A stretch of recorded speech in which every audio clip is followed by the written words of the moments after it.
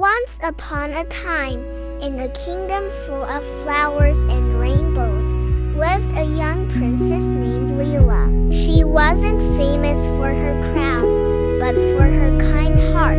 Every morning, she'd walk in the palace garden, talking to birds and helping butterflies. One day, she saw a little girl crying because she had lost her only doll. Princess Lila smiled warmly and gave the girl her own favorite doll. Later, she met a tired, hungry old woman. "Please, take my food and rest," Lila offered. The woman smiled and whispered, "Your kindness is magic," and then poof, she vanished. In her place, a bright fairy appeared. "I am the fairy of kindness," she said. "Because you help others, I give you this magic bracelet. It will shine whenever you are kind." Soon, a big storm hit the kingdom. Lila helped everyone, giving out blankets, food, and comfort.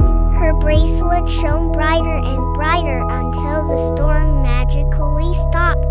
The fairy returned and said, "True princesses are made not by crowns, but by kind hearts." From then on, everyone knew her as the princess of kindness.